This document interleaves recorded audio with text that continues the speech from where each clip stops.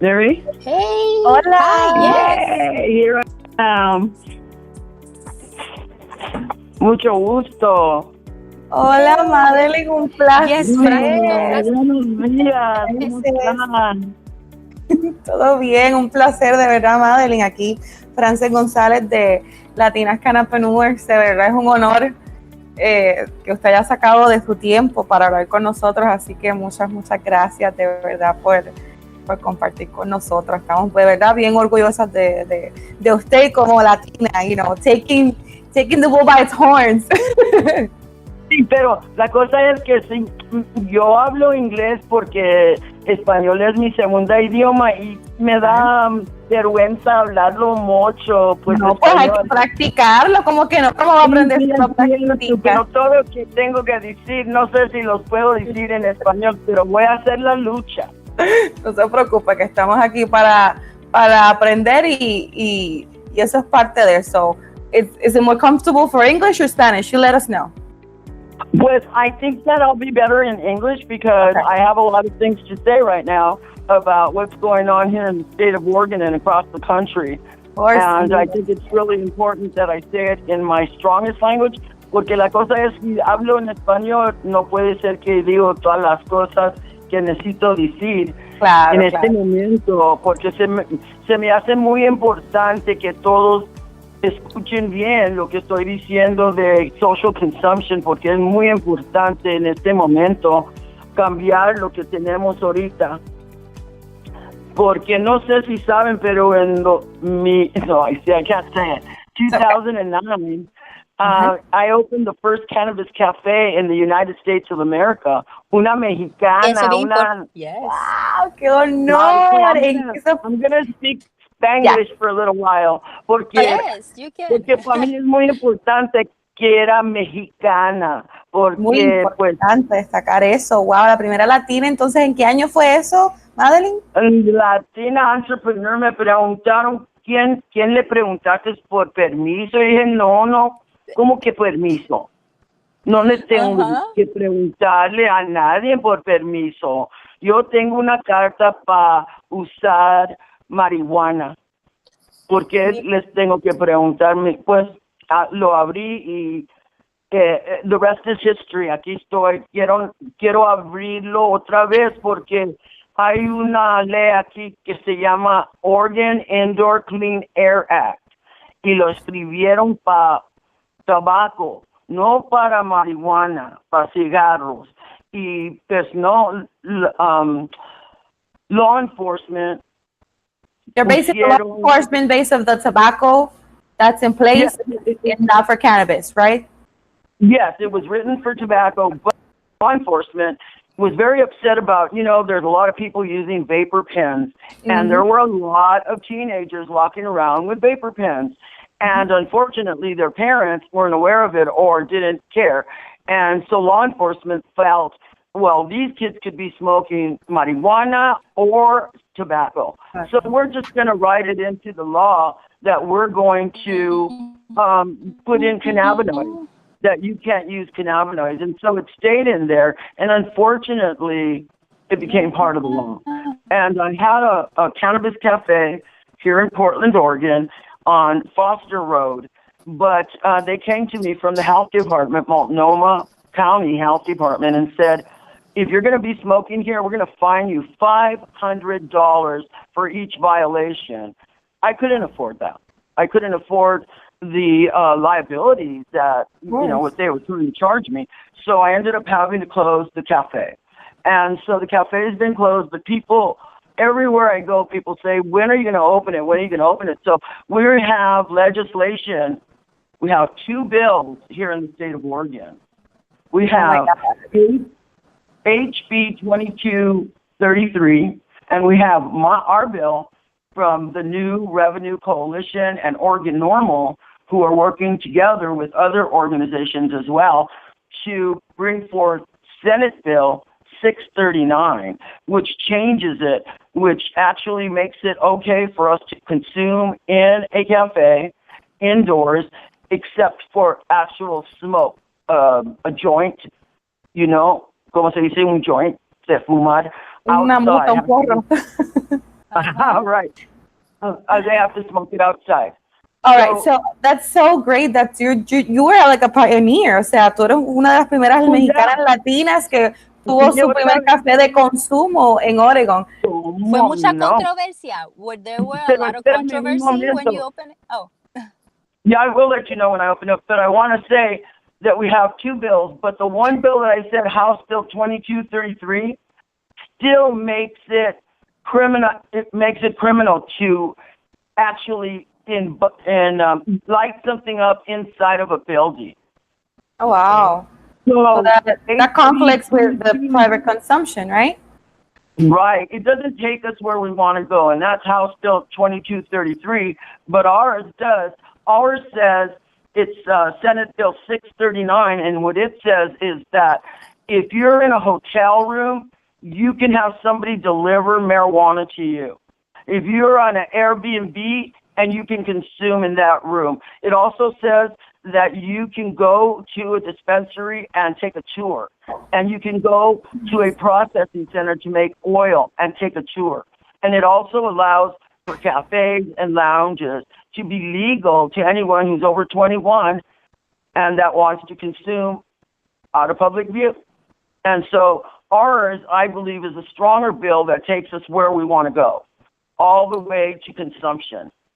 Awesome. Awesome. So just a little bit of retrospect about you and your organization, Madeline. Tell us a little bit for our viewers who don't know about Oregon, who don't know about you. Tell us the name of your organization again, the Cannabis Cafe, and how does it started? Where is it located, and what's your current role and responsibilities within the organization? Well, my role is that I've been the executive director of Oregon Normal, and I'm also on the board of National Normal. And I am a couple of other boards, but Oregon Normal was my baby. I was able to grow it to the largest organization in known. It was over 3,000 members, due-paying members. And what we used to do was, because patients were so unable to get cuttings and find out how to grow and all these things, that we created a safety net for patients by giving away 200 cuttings a month originally, and by giving them small amounts of marijuana, even if it was just a joint to take with them, because they were falling through the cracks. Nobody knew where to go. Wow. So tell us a little bit about Oregon and the industry. It's a rec. Is it medicinal? Since when? Tell us a little bit about the background in Oregon. Well, it's been medicinal since it passed in 1998. It started in 1999, and I was card holder number 500. One of my dear friends who we've lost since then, Janelle Bloom, was number 1. And you have to go through a lot. You have to get approval from a doctor. Then you have to go get your card. It costs about $400 to have a medical marijuana card in the state of Oregon. I dropped mine in 2014, and because we were already sitting down and drafting a legalization, so I determined that I was not going to be paying any more money for it. And then in 2014, we passed the law to legalize cannabis here in the state of Oregon. And ever since then, we've been growing, but we still keep getting obstacles in our way through the legislation. It is. I mean, no industry is perfect, and we have to keep in mind that it's something that it's really new, and we have the struggles here in Puerto Rico. I mean, there are constantly but challenges that we have. I have a question. Was there really a lot of controversy when you first opened that first cafe? I didn't get a lot of controversy. What I got a lot of was people from all over the world coming to interview me, and 300 people standing outside in a line, and this huge interest because it was the first in the United States. And so I even got a call from Al Jazeera, Mija. I said, "What? You guys are having a war and you're calling about marijuana? Give me a break." I didn't even call them back, pobrecitos, but no. It's really a great law here in the state of Oregon. The problem I have is that my friends who are various ages cannot consume in their apartment because it's part of their contract. They cannot consume if they live in government housing, if they live with a lot of children and a lot of adults live with their, let's say, their grandparents, and they stay in the house with the children, so they cannot consume. So it's very difficult for people. And the thing of it is that as cannabis patients and cannabis consumers, we tend to be very isolated. I've met people, veterans that are on 600 milligrams of Vicodin a day, and they're just in despair, they're alone, and they're in isolation because there's nowhere to go. And if you want to smoke, it's snowing right now in Oregon. It's going to start tonight, and we have a little bit of snow on the ground, but it's supposed to go on for a week. Where do you smoke? You go outside to your carport, you go under a tree, you go into the shadows. Exactly, you're not secure. You can't even you can't even do it in the privacy of where you're out of your own house. I mean, you would have to put yourself at risk, go take a cold just to be able to medicate it. And it's not fair. Like, I always see it like when people medicate, you got to see it's a medication. If you don't see a diabetes patient, you're not gonna put them out, isolate them just because they need their insulin. We don't think they'll lose their benefits like Section 8, government housing, and that kind of stuff. Even there's some there's some laws against like insurance and people who if you own your house to the bank, you can't even do it. Wow. Well, I'll tell you what, I own my house and I smoke my ass off. But that pretty much everybody does it in their house. No, and it's a matter like you fight for it. Social justice. That's where we come in to social justice. How do we make this equally for affordable and beneficial for everyone? And that's something that I love, Madeline, that you do. You're always an advocate for the Latinos. I had the privilege to work with Wendy in the documental Mary Jane. Yes, we usually put the translations in Spanish, so it's in Spanish. You have to support that and make sure that we get it to our Latino community. We were able to put the subtitles, and I was able to see how how the different industries have developed, because California, Colorado, Oregon, and so many other states are involved in it. So it was just great that we got to experience it. I actually got to the first time to see you. It was through there. I was like, oh, look at Latina. We need to reach out to her. We need to, reach out to her because of what you say. You're right. The brown people and black people are the ones who are persecuted, who are filling up, our jails currently for possession, and that's something that we definitely need to advocate. And I love the fact that you do that. So how is it in Oregon when it comes to social justice and equity when it comes to in the industry of cannabis? Well, I'm really lucky to be on the New Leaf project, which is to develop more diversity in our industry and to help minorities with grants. And that's very exciting because I think there are 3 different minority-owned businesses in the industry, and we need to develop that more. And that's what my project's doing. And when I opened the Cannabis Cafe, we got so many people that were diverse, of color, Mexicanos, natives, hasta Asians. Everybody came to the cafe because there was a leader with a brown face. And I tell everybody, this face right here is the face of the future, because we're all going to be mixed. Yes, we are, and we're seeing that trend that continues to grow, and we're very happy again to have the opportunity to, put the Latinas, in a platform where they could speak and they, to the world that hey, there are brown faces and black faces behind the cannabis industry, and we need to definitely support each other. So it's just great. It's great. So tell us what motivated you to work in the cannabis industry? I know you were a patient, but what suddenly urged you to open a cafe? How did that transition go? Well, one of the things is that, first of all, I'm a marijuana, and second of all, I believe in personal privacy, and I believe that we have a right to be treated with dignity and respect. And we weren't. Everywhere you would go, people would go, what's that smell? What's that? And I don't want to be a leper in my society. I want to be treated equally. I fought for my rights as a Latina, as a Mexicana. If anybody says anything to me, I have a response for them. Alguien me dijo que era pocha. Yo dije, no, señora. Mira, soy bilingüe, no soy pocha. Habla bien, porque no es cierto, porque me dijeron así nada más, es muy mal, para mí es muy, feo decirme así, que no soy pocha, soy bilingüe.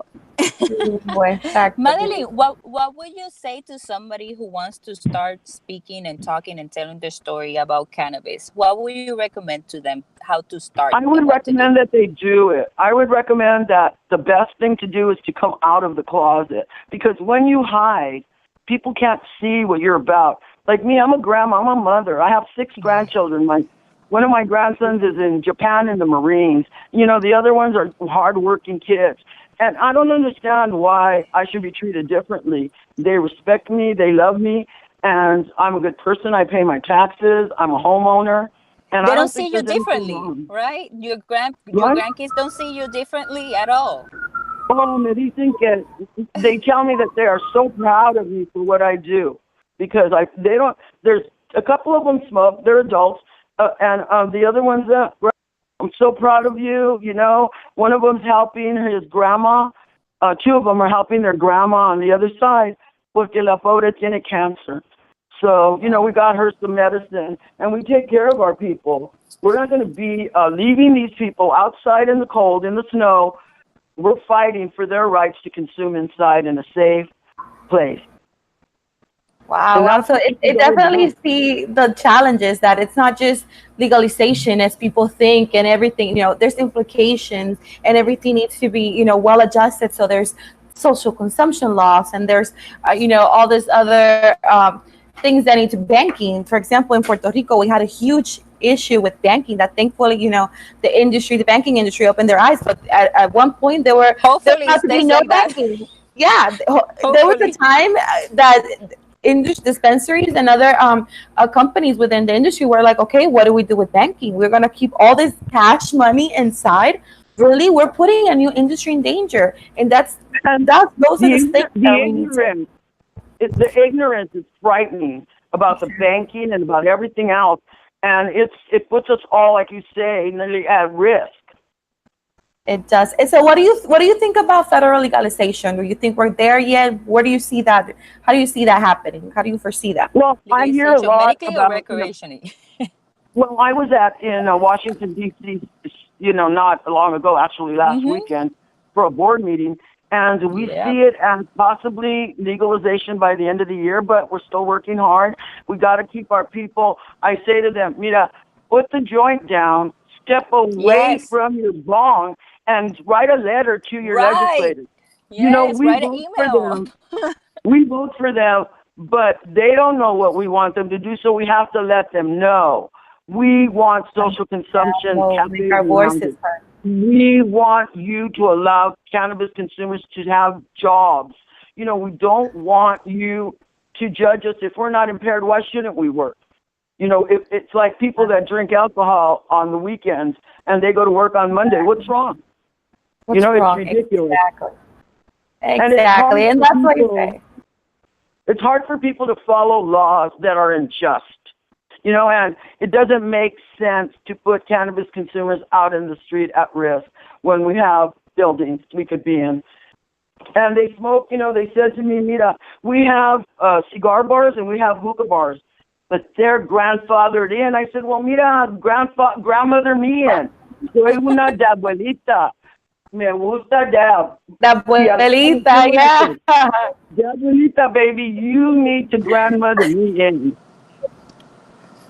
Y pero no se enojaron, pero me miraron bien feo. Me encanta eso de la abuelita. So what has been, I know you must have many, but can you tell us one of the most rewarding experience that you've had within the industry, some memorable moment that you had that you could share with us? Yes, as a matter of fact, one of the moments that stands out to me the most, because there's so many after all these years, but one is that during an organ normal meeting and we were consuming, I stole the Catholic, their thing where you give the sermon and then you give the treat, sermon first and then you give them the gift. So we would give the sermon and then we would smoke. If you got it, light it. That's what I would say. So this lady, somebody had to teach her how to light it because she had I can't think of the eye disease, but she had an eye disease, not Glaucoma? glaucoma, but similar. Okay. Yeah, similar to glaucoma. And somebody gave her a puff. You know, we lit it. She didn't know how to do anything. We lit her joint, and she took a few inhalations, and then all of a sudden, tears started rolling down her eyes. She goes, I could see. I mean, I can actually see.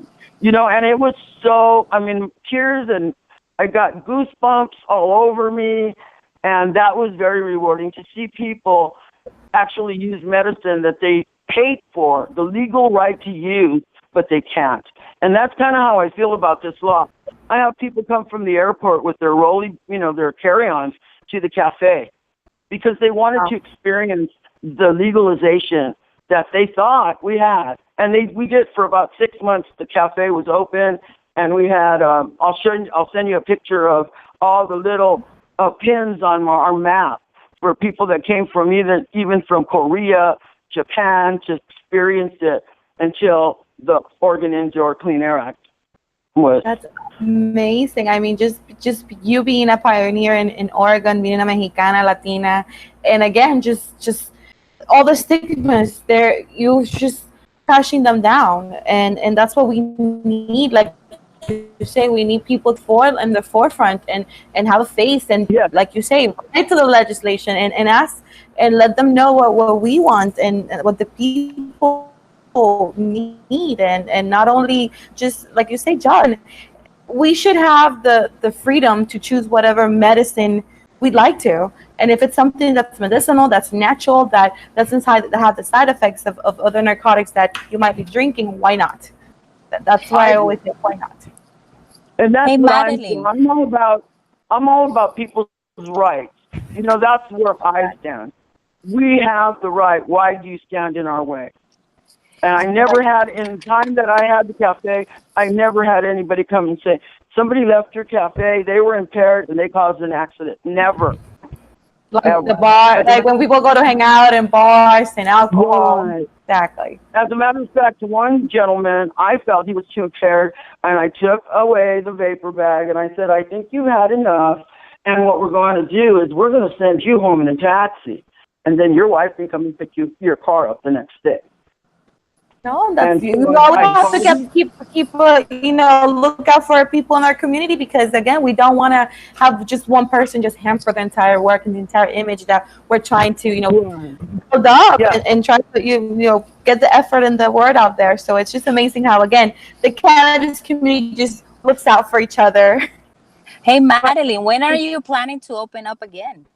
Well, as soon as we're done with our legislation, we are going to be looking for a place to open up. I'm on my job now, just trying to get over this Indoor Clean Air Act, move on and move out of it, and then we will be ready to open. And I hope that you will come and bring all my Latina sisters, entrepreneurs, to see and experience it. Of course, you count on that. Hopefully when we go to Oregon, because we would love to see, love to visit, love to travel and see different, industries, recreational, how medicinal, other markets, how they're growing. So I would love to. Yes, you count us in, ¿verdad, Manarelli? We have to go visit. You know it. I will count you in, and I'll do a live broadcast with you. I'll love that. Awesome. Yes. How about AOC? Alexandra Ocasio-Cortez.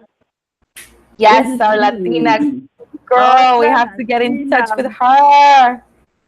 I'm so proud of her for this Green New Deal and taking us forward, and everyone is standing behind her. She is leading the way, because that's what Latinas do best. Yes, we do. We do help each other, stand behind each other, and she's just great. We just like the things to be done well. Eso exigente. Before I have to leave, I really have to mention, Madeline has done a lot of stuff, and there's been a lot of rumors. Like, her life has been. My life has been marijuana. I have 2 kids, and I've been married. On Monday, I'll be married for 49 years. Wow, that's amazing. Wow, congratulations. Felicidades, feliz aniversario a ambos. That's that's such an accomplishment. That's a milestone. That's like unheard of right now in our current modern age.